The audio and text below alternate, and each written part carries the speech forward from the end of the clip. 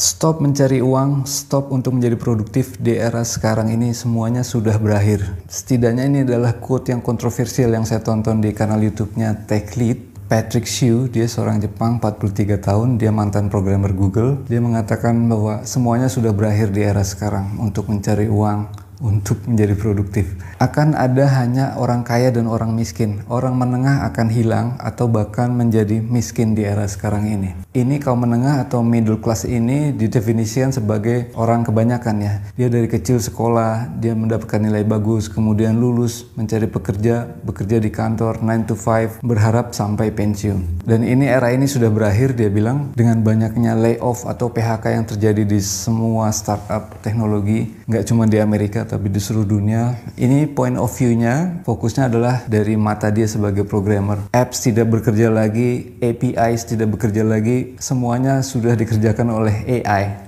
Kemudian ada pergeseran di sosial media. Orang sudah tidak lagi percaya motivasi-motivasi 7 cara menjadi kaya, 7 cara meningkatkan produktivitas. Orang hanya ingin melihat sekarang kesuksesan.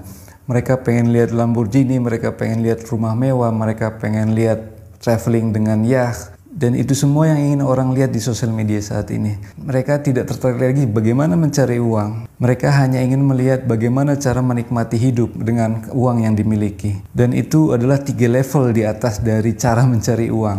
Yang pertama adalah mencari uangnya. Yang kedua adalah mendapatkan hal-hal tersebut yang bisa membuat vibe positif. Yang ketiga adalah memiliki waktu yang banyak untuk menikmati hal-hal tersebut. Dan ini juga terjadi pergeseran di cara orang bekerja. Orang tidak mau lagi bekerja 9 to 5. Sekarang perusahaan lebih suka outsourcing, lebih suka work from home, lebih suka kontrak. Tidak ada lagi sampai puluhan tahun seperti dulu sampai pensiun. Dan dia menganalogikan situasi sekarang ini seperti kapal Titanic yang sedang tenggelam. Bagaimanapun kerasnya kita, bersusah payahnya kita mencegah agar Titanic tidak tenggelam, tetap kapal itu akan tenggelam. Itu yang terjadi di semua negara sekarang, dia bilang. Satu-satunya cara adalah ya kita menyelamatkan diri. Kita memakai sekoci-sekoci kecil, perahu-perahu kecil untuk keluar dari kapal Titanic. Dan ini menarik buat saya karena walaupun pahit, apa yang dia katakan itu benar. Sekeras-kerasnya apapun kita bekerja sekarang, harganya sangat kecil dan hampir mustahil untuk lompat dari kemiskinan ke kemakmuran atau kaya.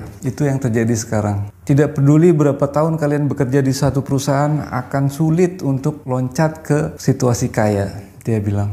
Peluangnya sudah tidak ada saat ini. Begitupun sebagai wirausaha atau pengusaha akan sulit berkompetisi dengan startup yang memiliki AI, dia bilang. Sangat tidak mungkin individu-individu untuk menyaingi perusahaan-perusahaan besar seperti startup AI karena modalnya yang digunakan adalah sangat besar, data yang digunakan sangat besar dan tidak mungkin dimiliki oleh individu-individu.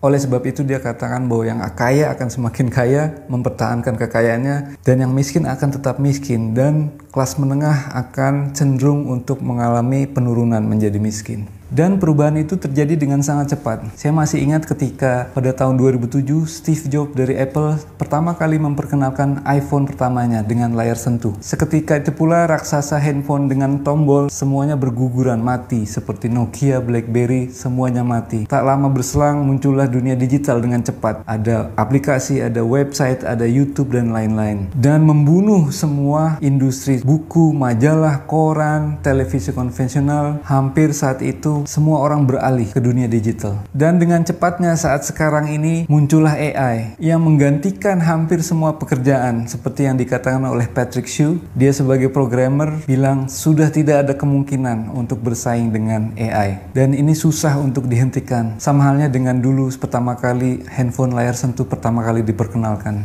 Dan dari menonton video ini ada beberapa hal positif yang saya ambil. Walaupun ini videonya sangat terdengar depresif ya. Tapi tetap ada poin-poin yang menarik buat saya. Bahwa hidup itu ada kalanya tidak apa-apa untuk tidak melakukan apapun. Karena memang situasinya tidak pas. Sekuat apapun, sekeras apapun kita mencoba, kadang kita tidak memenuhi hasil yang kita inginkan. Dan itu alami dan wajar. Dan saya yakin situasi sekarang ini akan ada solusi-solusi atau skoci-skoci dari kapal Titanic yang akan kita peroleh dan kita dapatkan dari hal-hal yang kita terus lakukan. dalam hidup. Dan mungkin di situasi yang sulit ini akan muncul hal-hal positif yang tidak kita duga sebelumnya. Seperti yang dia utarakan, orang sekarang senang menonton keberhasilan orang lain, membeli mobil mewah, rumah mewah, dan lain-lain. Tapi mungkin bagi saya juga tidak hanya sekedar materi. Kita bisa menunjukkan hal positif di konten media sosial dengan cara menghibur orang lain, membuat tertawa, memiliki kucing dan anjing yang lucu. Itu juga membuat hal positif yang mungkin memang ditujukan AI untuk kita untuk menikmati hidup. Gimana menurut kalian?